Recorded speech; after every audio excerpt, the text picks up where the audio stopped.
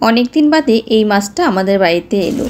খুব সুন্দর খেতে হয় এই মাছটা। তোমরা কে কে খেতে ভালোবাসো? গুড মর্নিং এভরিওয়ান, সকলকে অনেক ভালোবাসা এবং স্বাগত জানিয়ে নতুন আরেকটি ভিডিও শুরু করলাম। আজ হলো রবিবার। রবিবারের সকালটাই একটু অন্যরকমভাবে শুরু হয়, কারণ রোজ দিনের মতো তাড়াহুড়া থাকে না।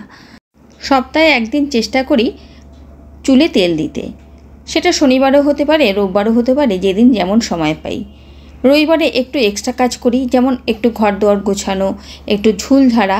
আর এখন তো খুবই ঝুল হচ্ছে দেখা যায়। এই ফলসিলিং করার পরে এত মাকড়সার ঝুলের উপদ্রব হয়েছে, সপ্তাহে অন্তত দুদিন তো আমাকে ঝাড়তেই হয়। নাহলে কী বলো তো, সাদা জায়গা তো একদম পুরো কালো কালো দেখা যায়। পোকাগুলো জাল টানছে, মানে মাকড়সার জাল টানছে, আর লাইটের পোকা, এগুলো ভীষণভাবে দেখা যায়। তো ওর জন্যে চেষ্টা করি সপ্তাহে একদিন বা দুদিন পুরো সম্পূর্ণ মানে কি ঘরটাকে একটু ঝেড়ে দেওয়া। আর ঝাড়তে খুব একটা অসুবিধা হয় না, হালকা একটু ওই তোমার এই পালকের ঝাঁটাটা দিয়ে ঝাড়লেই কিন্তু হয়ে যায়, খুব একটা সমস্যা হয় না। যেদিন ঝুল ঝাড়ি সেদিন একেবারে পাখাটাও পরিষ্কার করে নিই। সাদা পাখা তো একটু নোংরা হলেই দেখা যায়। আর এখন তো আর ওই চৈত্র মাস আর পৌষ মাস বলে কোনো কথা নেই, সপ্তাহে একদিন কি দুদিন তো ঘর ঝাড়তেই হয়। সে পুজো আসুক আর পয়লা বৈশাখ আসুক, ভালোই হয়েছে। মাঝে মাঝে পরিষ্কার করে দিলে একবারে চাপটা আর পড়ে না। তো চলো, ভালো করে তো সব পরিষ্কার করে নিলাম। এই ঘরটা হয়ে গেলে পরে আর একটা ঘর আছে, ওই ঘরটা পরিষ্কার করব আর কি, ঝেড়ে নেব। সব কিছু তো তৈরি হয়নি, তো একটু একটু করে তৈরি হচ্ছে, কবে শেষ হবে জানি না। এই ঝাড়ুটা দিয়ে ঝাড়তে সুবিধা হয়, কিন্তু ঝাড়ুর হ্যান্ডেলটা ছোট, তাই একটা পাইপ পেছন দিকে আটকে নিয়ে পুরো ফলসিলিংটাকে সুন্দর করে আমি পরিষ্কার করে নিলাম। যেদিন মাথার চুলে তেল দেই সেদিন অন্ততপক্ষে 2-3 ঘন্টা রাখার চেষ্টা করি। তাহলে আমার মনে হয় কি, মাথার স্ক্যাল্পে তেলটা খুব ভালো মতো করে বসে।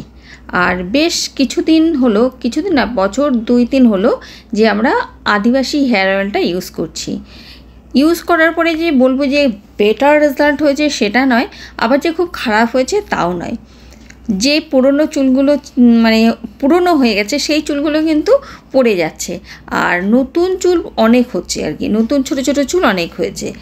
তার জন্যে বলবো যে খুব ভালো হয়েছে তাও না, খুব খারাপ হয়েছে তাও না।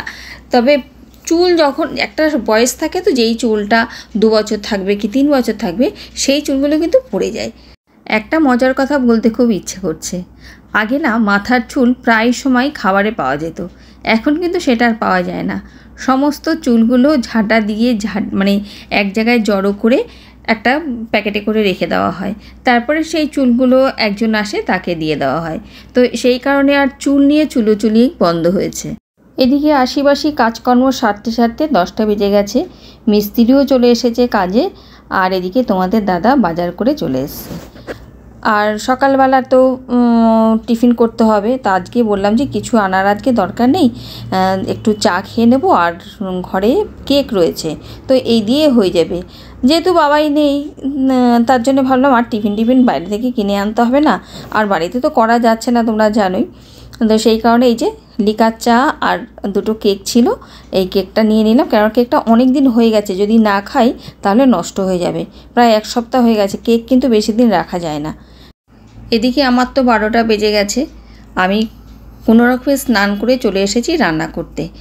যেখানটায় রান্না করি সেখানে সকাল সকাল রান্না না করলে কড়াতে রোদ পড়ে, তোমরা একটু দেখতেও পাচ্ছ, মানে বুঝতে পারছো যে রোদ আসছে। তো সেই কারণে কী করলাম বলো তো, তাড়াতাড়ি করে স্নান করেছি, কিন্তু মাথা শ্যাম্পু করিনি। পুজোটাও দিয়ে নিলাম, নাহলে অনেকটা মানে বেলা হয়ে যাবে। আর এদিকে যা যা রান্না করব সমস্ত কিছু গুছিয়ে নিয়েছি, আর কি রান্না হবে সব কিছু তোমাদের সাথে শেয়ার করব। তার আগে রান্না যেখানে করব সেখানে মানে অ্যাডজাস্ট ফ্যানের ব্যবস্থা করতে হবে, মানে টেবিল ফ্যানটা এখানে আমি সেট করে নেব। যখন রান্না করব, রান্নার যে গ্যাসটা সেটা যেন তেল মশলা যেন ঘরের মধ্যে না ছড়ায়। আর যেহেতু রান্নার জায়গায় করছি না, তাই এরকম আমার আর্টিফিশিয়াল কোনো সিস্টেম করে নিতে হয়। ফ্যানটাকে ওখানে দিয়ে দিলাম, আর ঘরের ভেতরে ব্ল্যাকের মধ্যে গুজে দিয়েছি, ব্যাস এইভাবে ফ্যানটা চলতে থাকবে, তারপরে আমি রান্না করতে বসে যাব। সব কিছু রেডি আছে, রান্না করতে একদমই সময় লাগবে না। আর আজকে ঠাকুরকে ভোগে দিয়েছিলাম আপেল আর লেবু। তো বাটাটা নামিয়ে নিয়েছি আর ভাবলাম যে 12:30 মতো বাজে, তাহলে আপেলটা একটু খেয়ে নিই। আর যা যা রান্না করব সব কিছু তো রেডি করাই আছে, শুধু 3টে বার্নার জ্বালাবো আর ঝপাঝপ রান্না করে ফেলবো। আগে আমি চিকেনটা বসিয়ে দিচ্ছি, সর্ষের তেল গরম করে গরম মশলা, তেজপাতা, সম্বরা দিয়ে তার মধ্যে কুচনো পেঁয়াজ দিয়ে দিলাম। আর আগে থেকে চিকেনটা ম্যারিনেট করা আছে, অনেকক্ষণ, প্রায় ঘন্টা 2 হয়ে গেছে ম্যারিনেট করা আছে, তাই চিকেনটা করতে খুব একটা সময় লাগবে না। ভালো করে মশলাটা কষিয়ে গেলে তারপরে ওই ম্যারিনেট করা চিকেনটা দিয়ে দিয়েছি। আর চিকেন যখন আমি ম্যারিনেট করি একসাথে সমস্ত মশলা আমি দিয়ে দিই, যা যা লাগবে, শুধু পেঁয়াজটা বাদে। পেঁয়াজটা ভেজে দিই, নাহলে পেঁয়াজ থেকে অনেক জল বেরোয়। তারপরেও কষাতে কষাতে প্রচুর জল বেরিয়েছিল। আর এদিকে করবো হচ্ছে লোটে মাছ। বহুদিন বাদে আজকে আমাদের লোটে মাছ এনেছে, আর লোটে মাছ এনেই বলছে যে ঝুড়ো করতে। তোমরা কে কী খাও আমাকে একটু জানিও তো লোটে মাছের। আমরা লোটে মাছের ঝুড়ো খেতে খুব পছন্দ করি, কিন্তু আমি লোটে মাছের ওই মাখা মাখা গা মাখা হয় না, ওটা খেতে খুব মানে ভালো লাগে আমার। তো সবার পছন্দ হচ্ছে ঝুড়ো, তাই সবার পছন্দ মতো ঝুড়োটাই বানাচ্ছি। আজকে লোটে মাছগুলো একদমই ভালো পাইনি, বাচ্চা বাচ্চা লোটে পেয়েছে, তো তার জন্যে না আমি ওই কাঁটাটা আগে ফেললাম না। আলুটা ভেজে তুলে নিয়েছি, আর এই যে লেবুর খোসাটা তুললাম, জানো, লেবু আর নুন দিয়ে আগে থেকে মাখিয়ে ঝুড়িতে রেখেছিলাম। আর এই লোটে মাছ থেকে প্রচুর জল বেরোয়, ওর জন্য আগে থেকে একটু মেখে রাখলে কিছুটা জল বেরিয়ে যাবে, তারপরেও কড়া ভর্তি হয়ে গেছিলো জলে।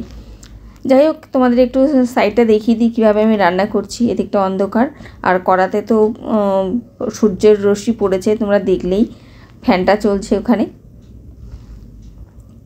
রান্না করতে করতে যা যা লাগে সেগুলো আমি কুটে নিই। আর মানে আগে থেকে যেগুলো থাকে তো থাকে, তারপরে তো থাকে না পেঁয়াজ, কাঁচা লঙ্কা, লেবু, হ্যানা ত্যানা অনেক কিছুই থাকে, সেগুলোই রান্না করতে করতে কুটে নিই। তবে বসে বসে রান্না করতে না খুব কষ্ট হচ্ছে আজকাল। এদিকে দেখো লোটে মাছের সমস্ত কাঁটা কিন্তু আমার বাছা হয়ে গেছে। আমি দেখাচ্ছি কাঁটাগুলো কীভাবে বেছেছি। কাঁটা চামচ দিয়ে এই দেখো সমস্ত কাঁটাগুলোকে বেছে এই ঝুড়ির মধ্যে রেখে দিয়েছি। আর এই দেখো এক কড়া ঝোল হয়েছিল, সেটা শুকোতে শুকোতে এই পর্যায়ে এসছে। এখনও অনেকটা শুকাতে হবে, মানে ধৈর্য নিয়ে এই লোটে মাছের ঝুড়ি করতে হয়। তো এরপরে দেখো আমি দিয়ে দিলাম হলুদ গুঁড়ো, অল্প একটু শুকনো লঙ্কার গুঁড়ো আর নুন, আর বেশ পরিমাণে কাঁচা লঙ্কা। কাঁচা লঙ্কার টেস্টটাই বেশি ভালো লাগে, রসুন আর কাঁচা লঙ্কাটা দিলে খুব ভালো লাগে। তো এটা দিয়েও একটু ভালো করে কষিয়ে নেবো, বেশ অনেকটা সময় ধরে কিন্তু কষাতে হবে। মানে যত সময় দেবে তত লোটে মাছের টেস্ট আরও বেড়ে যাবে। এমনিতেই খেতে ভালো, তো রান্নাটা তো ভালো করে করতে হবে, তাই না? যাই হোক, বকবক করতে করতে কিন্তু আমার রান্নাবান্না সব কমপ্লিট হয়ে গেছে। আজকে চিকেনের একটু হালকা পাতলা ঝোল করেছি, বেশি একটা করিনি। আর লোটে মাছটা তো হয়েই গেছে। আর এদিকে আমরা চলে এসেছি লাঞ্চ করতে। আজকে বললামই না আমরা দুজন রয়েছি, তো তোমার দাদা আর আমি দুজনে মিলে খাবো। তা আজকে আমি তো আর ভাবছি যে চিকেনটা পাতেই নেব না, শুধু লোটে মাছ দিয়েই খাবো। আর শুধু শুকনো শুকনো গরম গরম ভাতে লোটে মাছ তো দারুণ লাগে খেতে। তো দেখো, অল্প একটু একটু লোটে মাছ নিয়ে ভাতটা মেখে মেখে খেতে যে কী দুর্ধর্ষ লাগছে। আমরা দুজনেই বলছি আজকে লোটে মাছ দিয়েই মনে হচ্ছে সব খাওয়া হয়ে যাবে।